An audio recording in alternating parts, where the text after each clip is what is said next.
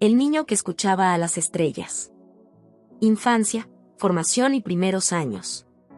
Nació en 1486, en las tierras todavía marcadas por las sombras de la Edad Media, pero que ya sentían los temblores sutiles del Renacimiento. Alemania, tierra de nieblas, bosques y monasterios, fue el escenario del primer aliento de Heinrich Cornelius Agrippa von Nettesheim. No era un tiempo cualquiera. Era una época fronteriza, donde el mundo antiguo comenzaba a desgarrarse lentamente y un nuevo orden, más racional, más cruel, más luminoso y más oscuro al mismo tiempo, intentaba emerger.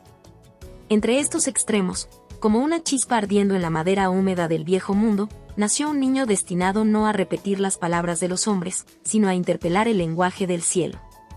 Desde pequeño, Cornelio no fue como los demás. Mientras otros niños aprendían salmos y catecismos, él alzaba la vista hacia el firmamento y sentía, sin comprenderlo aún, que las estrellas hablaban un idioma que su alma ya conocía. No era curiosidad infantil, sino una inquietud antigua, una sed que venía de lejos, de otros ecos, de otros planos de existencia. Su infancia no fue un juego, sino una búsqueda muda y radical. En el silencio de su habitación, rodeado de manuscritos ajados y tratados de teología, comenzó a esculpirse una mente que no se conformaría con lo que se decía que era verdad. En un contexto en el que la Iglesia era autoridad suprema y los límites del saber estaban cuidadosamente custodiados por el miedo y la ortodoxia, Cornelio fue educado en teología, derecho y medicina. Pero para él, estas disciplinas eran apenas superficies, envoltorios opacos que ocultaban un centro radiante. Buscó en ellas no solo conocimientos, sino fisuras. Quería encontrar los bordes del mundo visible para asomarse, aunque fuera por un instante, al misterio que lo sostenía. El joven Agrippa devoró a los clásicos como quien intenta recordar un sueño. Platón, Aristóteles, los padres de la Iglesia, pero también Hermes Trismegisto, los pitagóricos, los gnósticos, los cabalistas judíos y los alquimistas árabes. En esos textos marginales, oscuros, a menudo condenados como heréticos o supersticiosos, encontró algo que la lógica escolástica no podía darle: fuego. Y ese fuego lo transformó. No se trataba de información, sino de transfiguración. No quería repetir, quería encarnar. Fue entonces cuando escuchó, no en voz literal, sino en resonancia interior, que todo en el universo está unido por una red invisible de correspondencias. Que lo alto es como lo bajo. Que el cuerpo es un templo. Que los signos celestes no son adornos sino guías. Y que el nombre de Dios está escrito en cada piedra, en cada estrella, en cada célula del alma humana. Pero este tipo de saber no era gratuito. Reclamaba soledad, peligro y exilio. Porque quien empieza a ver lo invisible, comienza a volverse invisible para los demás. Cornelio comenzó sus primeros viajes por Europa, de ciudad en ciudad, como un mendigo del espíritu, cruzando universidades y castillos, hablando con sabios, teólogos, alquimistas y herejes. Escuchaba con atención a quienes el mundo había descartado. No desde la soberbia, sino desde la intuición radical de que el conocimiento verdadero habita en los márgenes, no en los centros. Ya en estos años tempranos, comenzó a escribir. No con intención de ser célebre, sino como una forma desesperada de registrar lo que ardía en su interior. Su pluma era su espada. Y con ella empezó a dibujar un mapa del mundo que no coincidía con el de la Iglesia ni con el de la razón oficial. No creía que el hombre fuera un ser caído destinado únicamente a la redención por la gracia. Tampoco creía que la razón fuera el único instrumento para alcanzar la verdad. Para Agrippa, el ser humano era una criatura sagrada, un microcosmos donde el cielo y la tierra se abrazaban. Y la filosofía no era una disciplina, sino un ritual. Así fue germinando, en medio del desconcierto y la osadía, la semilla del rebelde. No un rebelde superficial, que busca provocar por vanidad, sino uno esencial, el que no puede vivir sin cuestionar. El que sabe que lo verdadero no se entrega, se conquista. Y que ese acto, cuestionar lo incuestionable, no es solo intelectual, sino espiritual, existencial, vital. Porque para Agrippa, no había diferencia entre conocer y transformarse. Entre saber y amar. Entre pensar y arder. Y aquí surge la gran pregunta, la que aún hoy nos sacude. ¿Qué impulsa a un niño a cuestionar los muros del saber aceptado? Tal vez no sea un niño, sino una conciencia ancestral que, al nacer en ese cuerpo frágil y pequeño, comienza de nuevo su tarea eterna, encender luces en medio de una humanidad dormida. O tal vez sea la vida misma, que, en su deseo inagotable de expandirse, elige a ciertos seres como grietas por donde filtrarse hacia nuevas formas de libertad. Cornelio Agrippa no fue un niño prodigio. Fue una herida luminosa en el tejido del tiempo. Un espíritu que nació escuchando a las estrellas, no para adorarlas, sino para recordarnos que somos hechos de su misma sustancia. Y que el verdadero conocimiento no se hereda ni se aprende. Se atraviesa. Se arriesga. Se arde. Y en ese fuego, comienza la verdadera historia. Las llaves del cielo y del abismo. Su formación esotérica y la gestación de su obra maestra. Hay un momento en la vida de todo pensador en el que el mundo deja de ser un territorio de respuestas y se convierte en una herida abierta, un misterio que no puede ser calmado con palabras ajenas. Ese momento llegó para Cornelio Agrippa como una tormenta silenciosa. No fue repentino, no fue un destello único, sino una lenta combustión interna. La superficie de los textos sagrados, de las teorías filosóficas, de las fórmulas médicas y jurídicas que había aprendido, comenzaba a resquebrajarse. Debajo de cada palabra, algo susurraba. Algo que no era razón, ni dogma, ni ciencia. Era un lenguaje olvidado, una arquitectura secreta de significados que vibraban más allá de lo visible. Y fue entonces cuando Cornelio comenzó a buscar no conocimiento, sino revelación. El contacto con los manuscritos ocultistas antiguos fue más que una lectura, fue un rito de paso. Encontró en los márgenes de la cultura lo que no se enseñaba en las universidades, lo que ardía en las hogueras de la Inquisición y lo que sobrevivía de forma clandestina en monasterios. Bibliotecas privadas y grimorios sellados con símbolos indescifrables. Esos textos no eran teoría, eran llaves. Llaves para abrir puertas que separaban al ser humano de su divinidad interior. Llaves para entrar en el territorio prohibido donde la materia y el espíritu se funden en una sola danza. El joven Agrippa bebió de las fuentes profundas del saber hermético. Marsilio Ficino le reveló la música del alma y la correspondencia entre los planetas y los estados del ser. Giovanni Pico della Mirandola le enseñó que el hombre no tiene forma fija, que puede elevarse por encima de los ángeles o descender por debajo de las bestias. La cábala judía le mostró que las letras tienen cuerpo y que el nombre de Dios se descompone en combinaciones que dan forma a la creación misma. Y el neoplatonismo, con su visión de un uno trascendente e incognoscible del que todo emana, se convirtió en la columna vertebral de su cosmovisión. No era suficiente entender. Había que integrar. No bastaba con estudiar la magia, había que experimentarla desde lo más profundo de la conciencia. Así nació la semilla de su obra maestra, de Occulta Filosofia, la filosofía oculta. No como un libro, sino como un acto místico. No como una recopilación de fórmulas, sino como la arquitectura de un templo invisible, construido con símbolos, invocaciones, correspondencias celestes y oraciones ocultas. Un mapa para retornar al núcleo olvidado del ser. Agrippa entendió que la magia no era una superstición, ni una desviación, ni una tentación del diablo. Era un arte sagrado. Una ciencia divina. Una teología en movimiento. La verdadera magia no consistía en controlar fuerzas externas, sino en entrar en comunión con la totalidad del cosmos. Magia era amor aplicado al conocimiento. Era voluntad penetrando la estructura íntima de lo real. Era lo contrario de lo que los inquisidores temían, no una traición a Dios, sino un retorno radical a su presencia. Su propuesta era peligrosa porque desafiaba los fundamentos del mundo. Unía lo que la Iglesia separaba, la razón con la fe, el cuerpo con el alma, la ciencia con la espiritualidad. En su visión, magia, religión y ciencia no eran enemigos, sino tres rostros de una misma llama. La astrología, lejos de ser un juego adivinatorio, era para él un lenguaje cósmico que revelaba las leyes secretas de la existencia.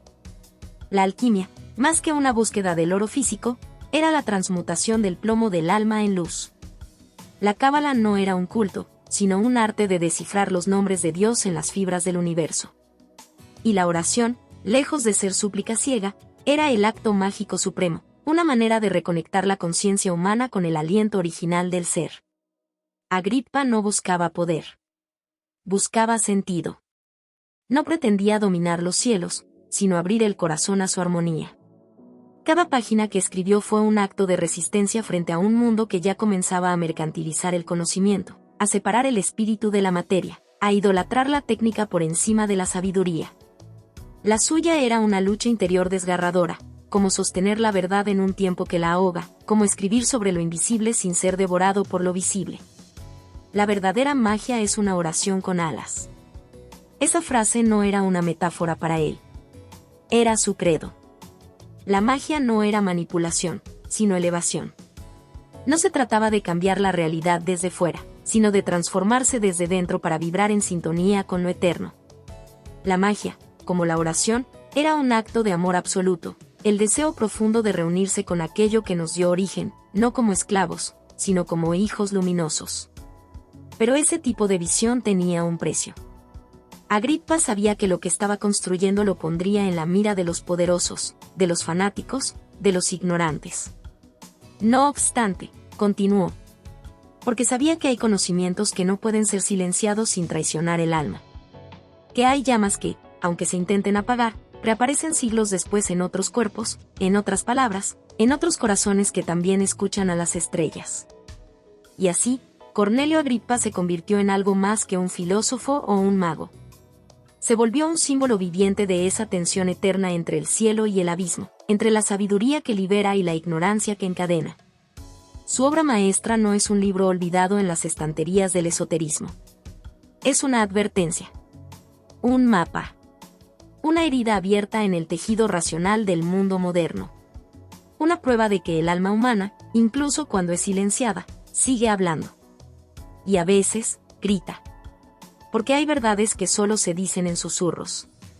Y hay conocimientos que no se aprenden, sino que se recuerdan. Como si ya hubieran estado allí. Esperando. Dormidos. Como estrellas antiguas. Como llaves enterradas en la memoria. Como un llamado que no cesa. Y ese llamado, Cornelio Agrippa decidió responderlo. Aunque le costara todo. Aunque el mundo no estuviera preparado. Aunque la noche fuera larga y oscura. Porque sabía, desde lo más profundo, que la magia auténtica no es poder, es verdad. El filósofo errante. Sus viajes, conflictos y desafíos políticos y religiosos. Hay hombres que nacen para construir templos. Otros para servir en ellos. Y unos pocos, muy pocos, que nacen para destruirlos, no por odio, sino por amor a la verdad que han visto sofocada bajo los ladrillos de la mentira. Cornelio Agrippa fue uno de esos últimos. Fue un extranjero en cada tierra, incluso en su patria. Un exiliado incluso entre los suyos. No porque careciera de raíces, sino porque había visto demasiado para permanecer en silencio. Después de su formación, Agrippa no se asentó en ninguna ciudad como un erudito común. Fue viajero del alma y del cuerpo, cruzando las rutas del conocimiento con una mezcla de sed insaciable y soledad trágica. París, Italia, Londres, Colonia, Dole, Metz, Amberes, Lyon, Ginebra. Cada ciudad una estación. Cada viaje, un acto de rebelión y de fe. Allí donde pisaba, despertaba tanto fascinación como sospecha. Era llamado para enseñar y luego expulsado por lo que enseñaba. Lo buscaban por su saber y lo exiliaban por su visión. En París, su dominio de las lenguas clásicas, la medicina y la teología le abrió puertas, pero fue su interés por la alquimia y la astrología lo que encendió alarmas. El saber institucionalizado toleraba la teoría, pero temía el símbolo. Agrippa no solo sabía, interpretaba. No solo estudiaba, revelaba. Y eso resultaba peligroso. Se le temía no porque hablara con los muertos, como decían los rumores, sino porque hablaba con los vivos en un lenguaje que los despertaba. Y en un mundo cómodo en su letargo, despertar era un crimen. En Italia, tierra de cardenales y alquimistas, fue admirado por algunos mecenas y temido por los custodios del dogma. Enfrentó en más de una ocasión el dilema del ocultista, ocultarse o arder. Pero Agrippa no era un mártir pasivo. Si bien sabía retirarse, no callaba. Sus cartas circulaban como venenos o antídotos, según el lector. Atacaba sin piedad la ignorancia disfrazada de ortodoxia, y lo hacía con la pluma, arma mucho más peligrosa que la espada. Su estilo era irónico, afilado, pero también profundamente ético. Nunca fue un provocador vacío, su batalla era por el alma de la humanidad, no por su ego.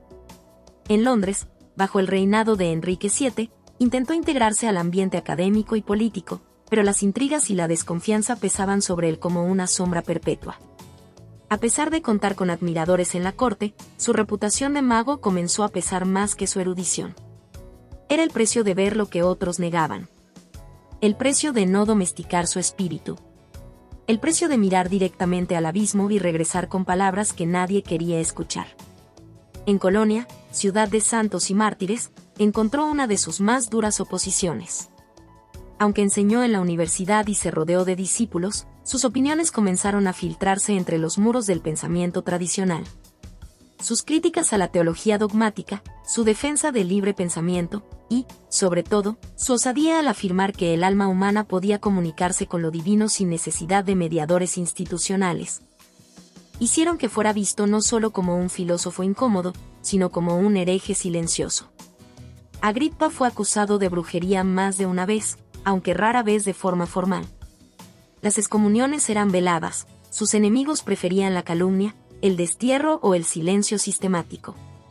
No era necesario prender fuego a su cuerpo, bastaba con destruir su reputación, arruinar sus medios de vida, cerrarle puertas sin explicación. Fue nombrado médico en varias cortes, y destituido con la misma rapidez. Fue invitado a enseñar, y luego denunciado. Fue acogido por nobles, y luego traicionado por ellos. Era un hombre en guerra constante, no con el mundo externo, sino con la estructura que sostenía la mentira como norma. Y esa guerra se libraba no solo en los tratados que escribía o las cartas que enviaba, sino en su propia alma. Porque no hay sabio verdadero sin lucha interior. Agripa sentía el desgarro de quien ama la verdad, pero no encuentra tierra firme donde pronunciarla sin ser destruido. Su peregrinaje no era solo físico, era una errancia ontológica. No huía de los hombres, huía del mundo que los hombres habían construido para no mirar el vacío. No era un mártir en busca de gloria. Era un místico en busca de sentido. Y cada rechazo, cada amenaza, cada expulsión lo acercaban más a una certeza terrible, que el mundo no perdona a quien ve más allá de sus columnas de humo. La iglesia lo rechazaba, la ciencia lo sospechaba, los políticos lo utilizaban y luego lo descartaban. Y, sin embargo, seguía caminando. Escribiendo. Pensando. Enseñando a quien quisiera y pudiera escuchar.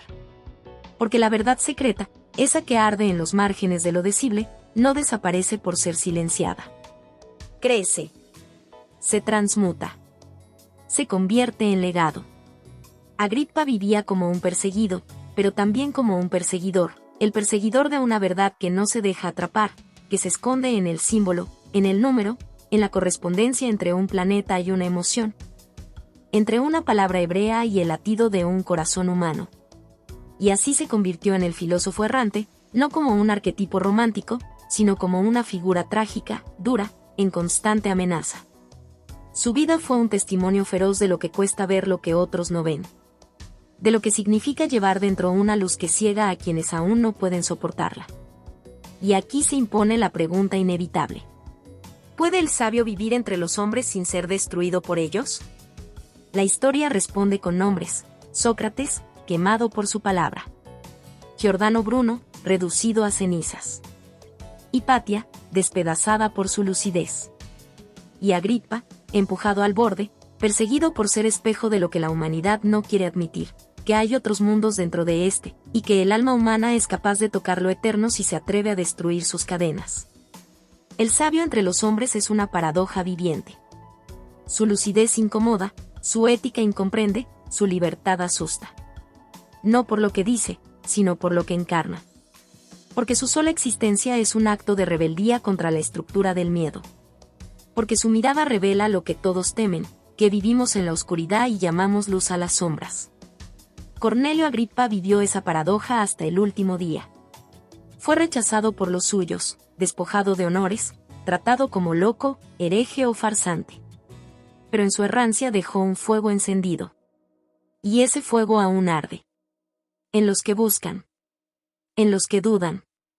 En los que aún se atreven a preguntarse si vivir es simplemente obedecer o incendiarse. Porque a veces, ser destruido por el mundo es la única forma de salvar el alma. La filosofía oculta. Análisis detallado de Occulta Filosofia. En una época en que los libros eran jaulas para el conocimiento, de Occulta Filosofia fue un estallido. No fue simplemente una obra erudita, fue un acto de insurrección espiritual. Cornelio Agrippa no escribió para agradar ni para convencer. Escribió como quien abre un abismo y se lanza a él con los ojos abiertos, sabiendo que el descenso puede significar la muerte o la iluminación. Este libro no fue escrito por un hombre seguro de su lugar en el mundo, sino por un exiliado del pensamiento, por un alma radicalmente sola que se atrevió a decir lo que ni siquiera los sabios se permitían pensar. Agrippa entendió que el universo no es una estructura muerta, sino una sinfonía viva, y que todo lo existente, desde una piedra hasta un arcángel, desde una planta hasta una estrella, vibra dentro de una red infinita de correspondencias. En esa visión, no hay separación real entre lo visible y lo invisible, todo es símbolo, todo es señal, todo es tránsito entre planos. La realidad, para él, era un palimpsesto sagrado, un manuscrito escrito por Dios que debía ser leído con los ojos del alma y descifrado con el fuego del corazón. El libro está dividido en 3 partes, 3 pilares, 3 caminos de retorno hacia el origen perdido. 1. La magia natural. La magia natural no es superstición ni manipulación. Es la comprensión profunda de que la naturaleza es un espejo del espíritu, y que el alma del mundo se expresa en plantas, metales, minerales, sonidos, olores, formas y colores. Cada cosa creada guarda una firma, una huella secreta, una vibración. No existe lo inerte. Todo está vivo, todo habla. El mago natural no inventa, revela. En este primer libro, Agrippa detalla cómo las fuerzas ocultas actúan en lo material. Habla de virtudes ocultas en las piedras, de la armonía de los elementos, de cómo ciertas palabras, colores, símbolos y combinaciones pueden afectar la salud del cuerpo y el estado del alma. Pero detrás de todo eso, se esconde una idea profunda: el mundo no es un lugar, es un lenguaje. 2. La magia celestial. En la segunda parte, Agrippa eleva su mirada hacia las estrellas, no como un astrónomo moderno, sino como un sacerdote del cosmos. La astrología, para él, no era una ciencia de predicción banal, sino una gramática del destino, una forma de leer la intención divina inscrita en los cielos. Cada planeta representa una fuerza arquetípica. Cada movimiento celeste es una expresión de la danza eterna entre necesidad y libertad. Aquí, el autor desarrolla su teoría de las correspondencias, como lo que ocurre en lo alto resuena en lo bajo. No como causa y efecto mecánico, sino como sinfonía sagrada. Lo importante no era controlar los astros, sino alinearse con su música. El mago celestial no impone su voluntad al cielo, sino que lo escucha, lo interpreta, se convierte en su instrumento. En este libro aparece también el simbolismo numérico, la creencia de que los números no son invenciones humanas, sino formas puras del pensamiento divino. El número 3, el 4, el 7, el 12 no son cifras, son misterios. Son fractales del espíritu, puertas que se abren cuando se las invoca desde la sabiduría y la pureza. 3. La magia ceremonial. La tercera parte es la más peligrosa, la más delicada, la más poderosa. Aquí, Agrippa se interna en el territorio donde la palabra crea, donde el símbolo convoca, donde el rito no representa, actúa. La magia ceremonial no es teatro. Es la actualización del vínculo directo entre el alma humana y las inteligencias invisibles, ángeles, daimones, arquetipos, esencias puras. Habla de las jerarquías angélicas según la tradición cristiana y cabalística, pero no como entidades externas, sino como estructuras del alma y del universo. El hombre, al pronunciar ciertos nombres divinos con la entonación adecuada y la intención correcta, no manipula a Dios, sino que se abre a Él. No es el ego el que actúa, sino la chispa divina en el ser humano. La magia ceremonial no es poder, es oración en su forma más exacta, más peligrosa, más transformadora. Por eso Agrippa no considera la magia como un instrumento del deseo personal. Lo que propone no es una técnica, sino una transfiguración. El verdadero mago es aquel que ha vencido su orgullo, que ha roto las cadenas del mundo inferior, y que actúa no para su gloria, sino para restaurar la armonía entre el cielo y la tierra. La fusión de tradiciones, misticismo cristiano, cábala y neoplatonismo. De Oculta Filosofía no puede entenderse sin comprender que es una obra sincrética, radical y totalizadora. Agrippa no elige entre fe y razón, entre cristianismo y paganismo, entre ciencia y espiritualidad. Lo absorbe todo, lo purifica, lo reorganiza. Para él, Jesús, Hermes Trismegisto, Moisés, Platón y los cabalistas judíos hablan distintos dialectos de una misma lengua sagrada. La suya no es una fe ingenua ni un eclecticismo superficial, es una reconstrucción del saber total perdido tras la caída del alma en la materia. Esta fusión lo convierte en un enemigo para todos los extremos. Los religiosos lo temen porque convierte al hombre en un templo viviente. Los científicos lo desprecian porque pone lo invisible en el centro de su teoría. Pero para quienes aún buscan, para quienes aún arden por conocer el misterio de su existencia, Agrippa no es un hereje ni un soñador, es un puente. Un tratado que no enseña, sino que transforma. De Oculta Filosofía no está hecho para ser leído. Está hecho para ser atravesado. No es un manual, es un espejo. Quien lo lee con superficialidad encontrará fórmulas, palabras extrañas, citas de autores antiguos. Pero quien lo lee con el alma abierta, encontrará una herida. Porque este libro no ofrece respuestas, ofrece iniciaciones. Es un texto que te obliga a preguntarte quién eres, qué haces aquí, de qué estás hecho. Un libro que no puede cerrar sin que algo dentro de ti haya cambiado. Que te habla como si te recordara algo que siempre supiste, pero habías olvidado. Que te susurra en lo más hondo, la creación entera es un lenguaje secreto. Y ese lenguaje, nos dice Agrippa, está esperando a ser leído otra vez. No por eruditos encerrados en torres de marfil, sino por seres humanos dispuestos a vaciarse para ser llenados por una luz que quema, que incomoda, que purifica. Porque al final, De Oculta Filosofía no es un libro sobre magia. Es un libro sobre lo sagrado. Sobre el poder dormido en el corazón humano. Sobre el abismo que separa al hombre de sí mismo. Y sobre las llaves que, si se empuñan con humildad y fuego, pueden abrir el camino de regreso. No hacia el pasado, sino hacia lo eterno. El hereje que amaba a Dios. Sus luchas éticas, textos ocultos y defensa de la dignidad humana. Hay un tipo de herejía que no nace del odio hacia lo sagrado, sino del amor más feroz por la verdad divina. Un amor que no soporta la falsificación, la hipocresía, la podredumbre disfrazada de virtud. Cornelio Agrippa fue ese tipo de hereje, no el que quema templos, sino el que los desmantela con palabras, con compasión, con sabiduría. El que se atreve a gritar, no que Dios no existe, sino que Dios ha sido secuestrado por los hombres que dicen representarlo. En la vida de Agrippa, la lucha por el conocimiento oculto nunca estuvo separada de una lucha aún más profunda, la defensa radical de la dignidad del ser humano. El verdadero ocultista, comprendió, no es quien domina fuerzas sobrenaturales, sino quien rescata lo divino enterrado en lo humano. Y eso lo llevó a lugares más peligrosos que los rituales, los talismanes o las invocaciones.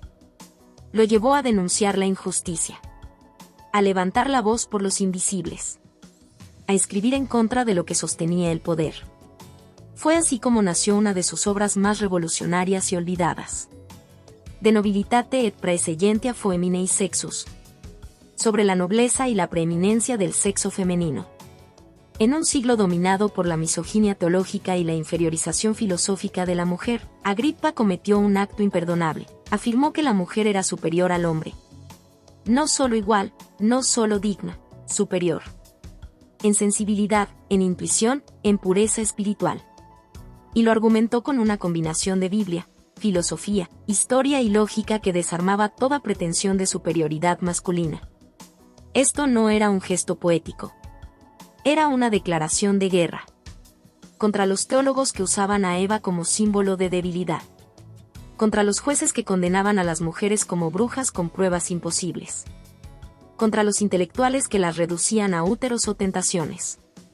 Agrippa escribió no como un feminista moderno, ese lenguaje aún no existía, sino como un místico que veía en lo femenino una clave perdida del alma universal.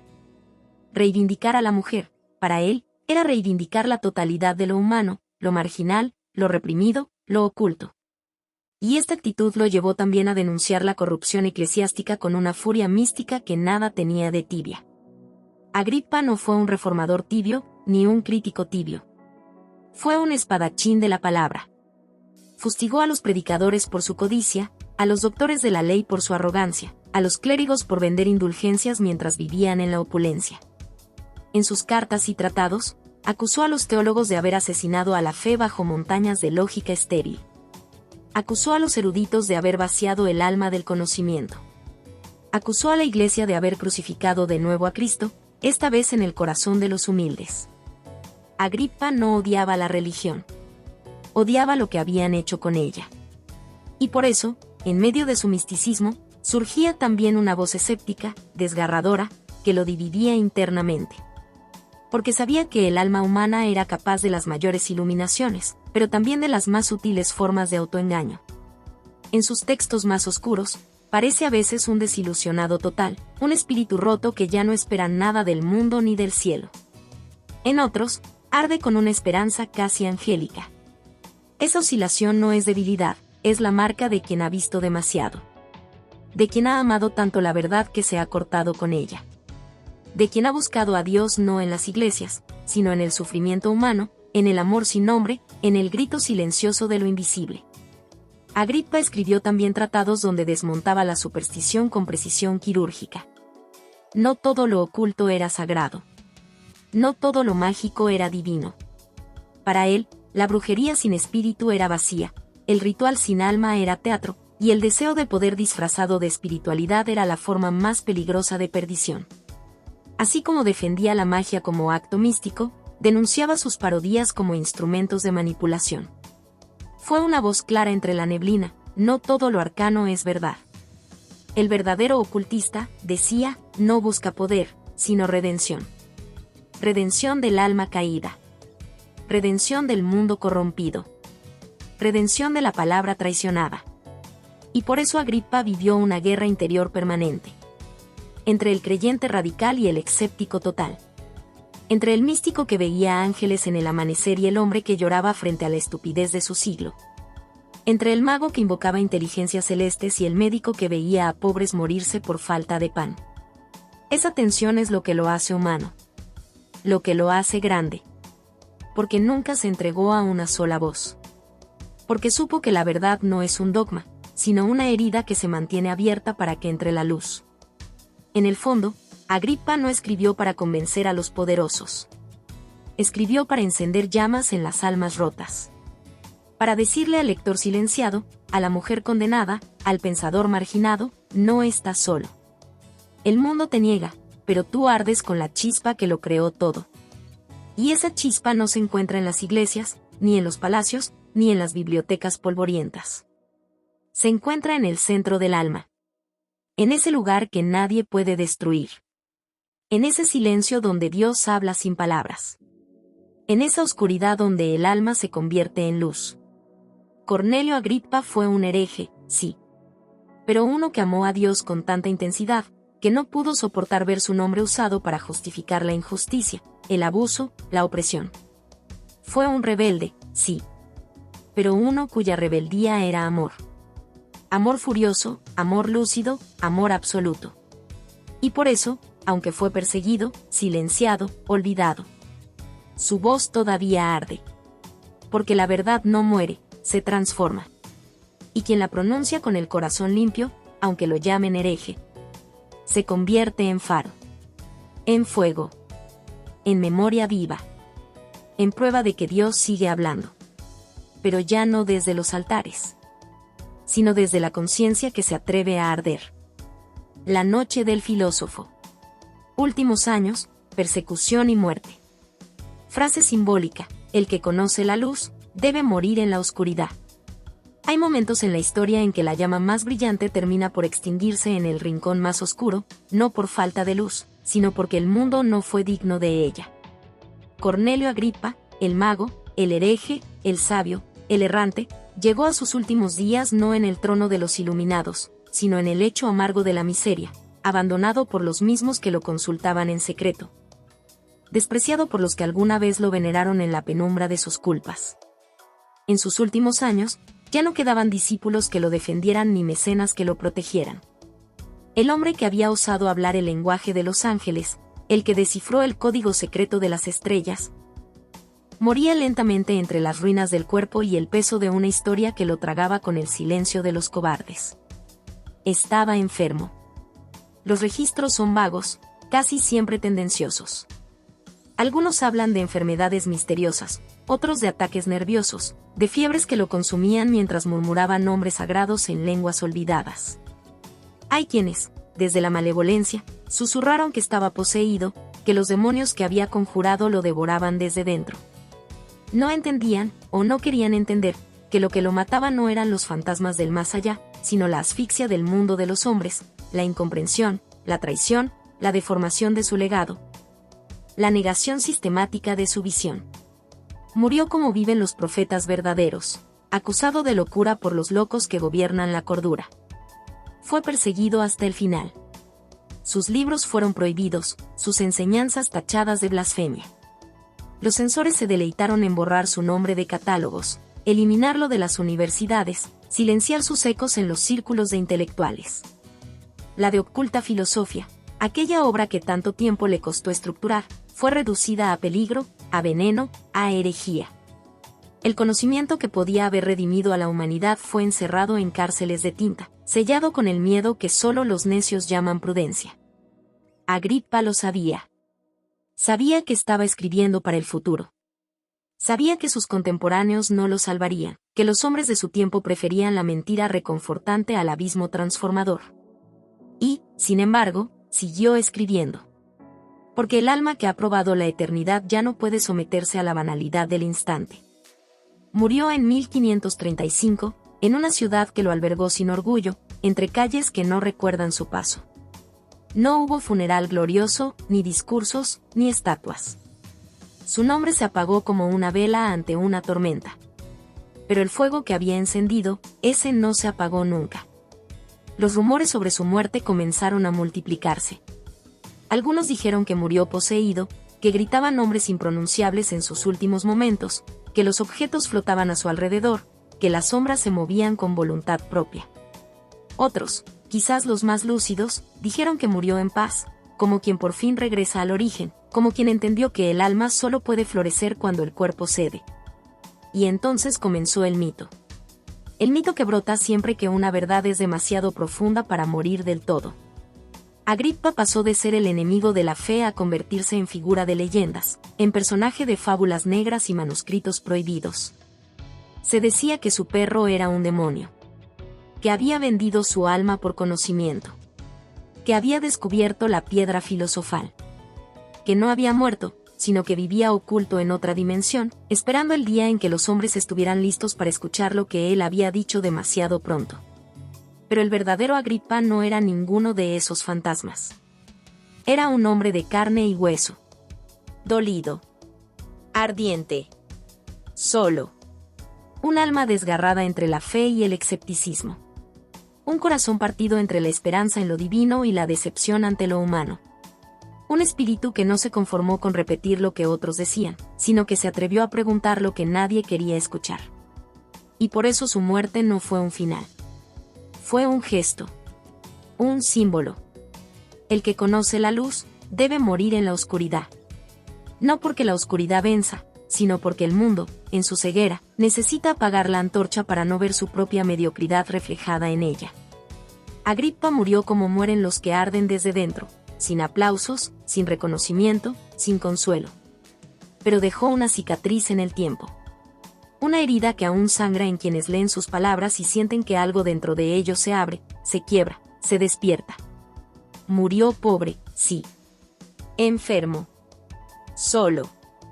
Pero con el alma intacta. Con la conciencia limpia de haber dicho lo que otros callaban. De haber defendido a los olvidados. De haber amado a Dios con un amor tan puro que lo hizo sospechoso. Y ese es el mayor triunfo. Morir oscuro para iluminar a otros. Morir maldito para que otros puedan ser redimidos. morir silenciado para que en el futuro alguien, tal vez tú, vuelva a pronunciar su nombre con la reverencia que el mundo le negó. Cornelio Agripa no murió. Se sembró en la oscuridad. Y cada vez que alguien se atreve a mirar más allá del velo, a preguntar sin miedo, a amar sin dogma, a vivir con radical fidelidad a su espíritu, él renace. Silencioso, luminoso, inmortal. El legado del fuego invisible. Influencia posterior, reinterpretación moderna y su lugar en la historia del pensamiento esotérico. Cierre filosófico. La magia de Agripa es una llamada a recordar que el conocimiento verdadero es un acto sagrado, no una acumulación de datos. Cornelio Agripa no fue solo un nombre entre los márgenes de la historia. Fue una llama, no encendida para brillar, sino para quemar. Quemar las máscaras del saber estéril, de la autoridad sin alma, de la ciencia sin espíritu. Y aunque su cuerpo fue tragado por la oscuridad, su obra se propagó como un fuego invisible por las venas ocultas de la historia, transformando sin que se viera, incendiando sin que se notara. Su legado no es una doctrina, es un virus espiritual, una idea peligrosa que sobrevive en los rincones donde la razón se asfixia y el alma aún grita por sentido. El primer eco de su fuego resonó en Nostradamus. Aunque más conocido por sus profecías crípticas que por su estructura filosófica, Nostradamus bebió del manantial que Agripa destapó. No solo en su visión astrológica del destino, sino en la convicción de que el tiempo puede ser penetrado por la intuición iluminada, por una conciencia en sintonía con las esferas celestiales. Agripa le enseñó, como a tantos otros, que la historia no es una línea recta, sino un símbolo que se repite, un misterio cifrado en el lenguaje de los cielos. Pero fue en John Dee, el astrólogo de la reina Isabel I, donde el fuego de Agripa se volvió casi clamor. Dee no solo leyó de oculta filosofía, lo veneró como una Biblia secreta. Con su ángel Uriel, sus espejos negros, sus sistemas de lenguaje enoquiano, Dee llevó las intuiciones de Agripa a sus últimas consecuencias. El hombre podía, si purificaba su alma, conversar con las inteligencias celestiales. No invocarlas por poder, sino escucharlas como quien oye el canto de lo eterno. Dee fue la encarnación del espíritu agripiano, erudito, marginado, místico, roto por dentro y luminoso por fuera. En Paracelso, la llama tomó otro rostro, el de la medicina como acto alquímico. Agripa le mostró que el cuerpo no es una máquina, sino un símbolo viviente del alma, un puente entre lo visible y lo invisible. En lugar de diseccionar la carne, Paracelso buscó sanar el espíritu. Para él, como para Agripa, la enfermedad era un conflicto del alma que se manifestaba en la materia. Y sanar, entonces, era reencantar el cuerpo. No curar síntomas, sino reconciliar mundos. El fuego pasó también por Eliphas Levi, el gran resucitador del ocultismo moderno. En el siglo XIX, cuando el mundo ya estaba dominado por la técnica y la industria, Levi abrió los libros prohibidos y encontró en Agripa el modelo del mago absoluto. No el ilusionista de feria ni el charlatán de gabinete, sino el sacerdote del universo, el alquimista del alma. Levi no copió a Agripa, lo redescubrió. Y al hacerlo, reactivó el circuito secreto que conecta a los sabios de todos los tiempos por debajo de la historia oficial. Ese circuito continuó en la Golden Dawn, en los rituales de Crowley, en los símbolos de Dion Fortune, en la teosofía de Blavatsky. Todos ellos, aún sin citarlo constantemente, bebieron del fuego que él encendió, la certeza de que el conocimiento no es acumulación, sino transfiguración. Que el mago verdadero no es el que domina las fuerzas ocultas, sino el que se deja atravesar por ellas. El que no busca tener razón, sino ser canal. El que convierte su vida en altar y su conciencia en espejo. Incluso la psicología moderna, a pesar de su ropaje racionalista, fue tocada por esa llama. Carl Gustav Jung, el gran explorador del alma profunda, encontró en los escritos de Agripa y en su tradición un espejo para su teoría de los arquetipos. Para Jung, el inconsciente no era un basurero de traumas, sino un cosmos simbólico, un lugar donde los antiguos dioses aún susurran, donde el alma conserva su lenguaje original. La alquimia, la cábala, la astrología, todo lo que Agripa defendió, fueron para Jung no supersticiones del pasado, sino códigos vivos del alma atemporal. Hoy, en el siglo XXI, cuando el conocimiento se mide en gigabytes y la verdad se ahoga en la saturación de datos, el fuego de Agripa es más necesario que nunca. Porque su obra no fue una teoría, sino una advertencia. Si olvidamos que conocer es un acto sagrado, nos convertiremos en sombras que acumulan sin comprender, que repiten sin sentir, que calculan sin amar. La técnica ha conquistado el mundo, pero ha vaciado el alma. Los algoritmos saben lo que deseamos, pero no lo que somos. Nos hemos alejado tanto de lo invisible que ya ni siquiera lo extrañamos. Y ahí es donde Agrippa vuelve. No como una moda esotérica. No como un gurú de feria. Sino como una herida que aún sangra en la historia del alma humana. Un recordatorio brutal y luminoso de que hay otras formas de saber. De que el universo no es un objeto a diseccionar, sino un misterio a contemplar. De que toda palabra verdadera es una invocación. De que todo acto de conocimiento debe comenzar con un gesto de reverencia. Porque su magia no era espectáculo, era oración. No era control, era humildad. No era poder, era transformación. Y por eso, su legado no está en las academias. Está en los solitarios que aún buscan. En los desesperados que no se resignan. En los que arden en silencio por una verdad que no cabe en fórmulas ni en manuales. En los que saben que el alma no ha muerto, solo duerme. Y que basta una chispa, una frase, un libro, un instante. Para que despierte y arda.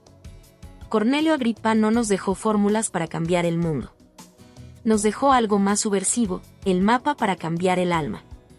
Y con ello, la posibilidad, remota, peligrosa, sagrada, de que el mundo también cambie. No por decreto. No por fuerza. Sino por despertar. Ese es su fuego invisible. Y quien se acerque a él con verdad, aunque no lo vea, aunque no lo entienda, aunque lo tema, será transformado.